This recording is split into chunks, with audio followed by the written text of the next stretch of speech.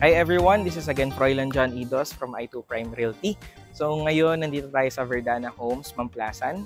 Malapit lang siya from Calax exit. So it's very convenient if you're coming from the expressway. Very accessible. So ngayon, I'm about to feature this new listing. It's the one at my back. It's a property that sits on a total lot area of 391 square meter and a total floor area of 350 square meter. So ngayon, let's check out what's inside. And so I'm very excited kasi from the outside, kita mo naman kung gaano kaganda yung facade ng property. So ayan, it's a mix of color white, gray yun, no? Color blind ako eh. Gray ba yun? It's a mix of white and dark gray na color. So it's a good combination. Then from the outside, you have here your carports. So on this side, this can fit up to mga 2 vehicles. And then there's another provision over this side. This can fit additional 2 more vehicles. So it's a total of 4 vehicles dito sa property na to. And then it has a good landscape garden. And that is connected all the way doon sa likod. But before we go to that side, pakita ko lang muna sa inyo what's on the other side. So dito muna, meron tayong play area for the kids. Then, from this area, nandito yung access ng maybe drivers and ng mga helpers natin. Kasi yung room nila is nandito sa side na to. So meron tayo ditong, this could be a storage. Pero it can also be turned to a room. Pwede din kung gusto nyo. Ayan. Pero may mga provision siya for storage talaga. Then, ayan. Dito naman yung sa maid's room. Pero mamaya natin yung papasukin.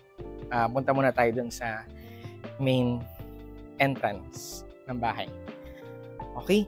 So, dito pa lang sa labas, you have a good center table. Meron tayong mga chairs outside kung gusto nyo lang magpahangin dito sa labas. And then, dito, you have a sliding door and this gives you access all the way to the dining area. So, mamaya papasok tayo dyan. So, dito, before we get in, let me first take off my shoes. Ayan. So, this is the main door. It's a solid wood and it's already digital lock, no? So, pwedeng mag-set up ng biometrics. Ayan. Then, once you get inside the property, look at how neat nung property. It's white. So, look at the curtains. Sobrang laki and it's white. And it has like huge window for natural light dito sa property. And it has good sofa.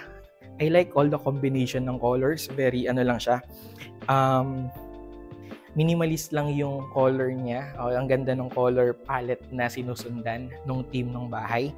So, ito yung sofa. Then, you have a good center table. And may nakaset up na rin na style dyan. Then, you have a good carpet. Ang ganda niya sa paa. Then, it's high ceiling. And, yan. I like the effect ng ng high ceiling kasi mas mukhang malaki yung property. Although, malaki na siya, mas malaki pa siya. And then you have a good ventilation coming from those windows and then coming from the door. Then ngayon, dito, you have a good painting. Then there's an additional na aesthetic design dito. And what I noticed dun sa owner, parang they are a believer of good luck. Kaya meron silang mga nakaset up dito na incenso, no? Yung pantanggal ng malas and pang-attract ng swerte. So dito, this is a very elderly friendly house. Kasi dito pa lang sa ground floor, we have this huge bedroom. Tara, dito muna tayo. And look at how spacious the bedroom is. And so this bedroom comes with a split type aircon and of course the cabinet, and then it has a good flooring. Then there's good window as well. Ayan. So dito sa room na to, it comes with its own toilet and bath.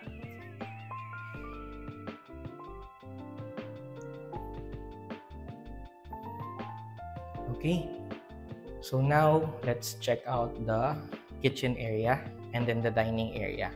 Before we go to the kitchen area, look at your dining area. Ang ganda.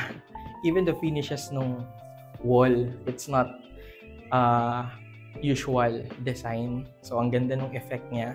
Parang may pagka-marble yung design, no? Yan. And then there's good dining table. And I tell you, hindi to mura yung ganitong dining table. So you have good chairs also. So from the dining area, meron tayong malaking sliding door na nagiging source of natural light and ventilation.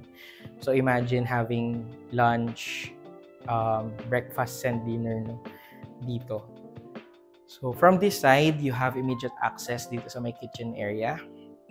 So it comes with a good finishes of overhead cabinet, countertop, sink, and it has a stove, exhaust, and if there's also a refrigerator.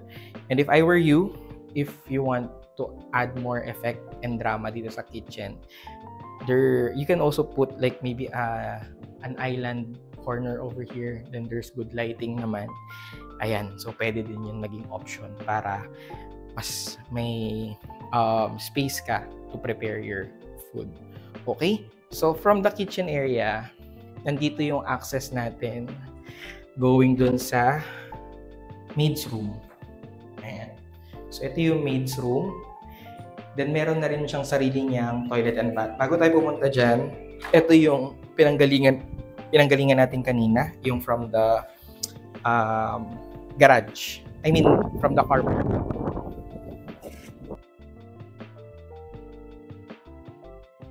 Okay, so yung helpers, they have their own toilet and bath.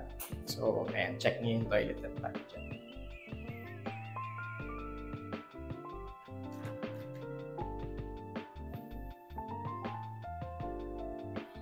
Okay, so before we go to the second floor, dito sa ground floor, we have a powder room also.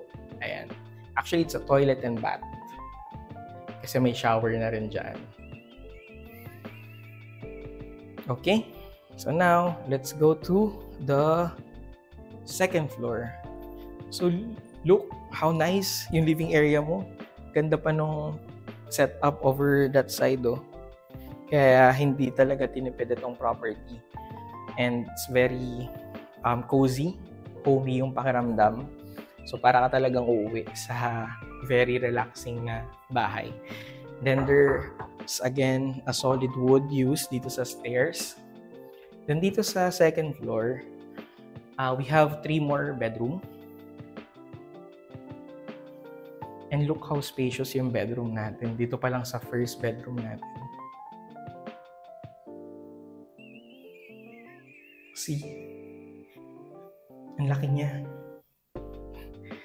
Ang laki ng bedroom. So this can, you can put maybe like a queen size bed, then side tables, then hindi na kailangan bumili ng cabinet because may cabinet na, may split type aircon na.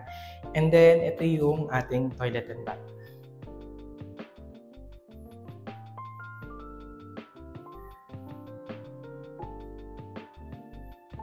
Okay, then let's go to the next bedroom. But before that, look at the chandelier. Look at the chandelier. So, parang abaka yung ginawang pang-cover dun sa lighting. So, ang ganda niyan aesthetically. It's a good design. Minimalist, yet it rocks. Joke lang. Galing na yan. Minimalist lang, but it's really good. Then, there's this painting. So, ang ganda na nagbe-blend siya dun sa theme talaga ng bahay. Bawat bawat design na ginawa. So, it really fits. Then, this is the next bedroom dito sa second floor. Same finishes, same inclusions, the split type aircon, the cabinet, the flooring is good. Then, it has its own toilet and bath as well. Okay. So, lastly, the best part. So, dito kayo ng partner mo. Ayan. This is your master's bedroom.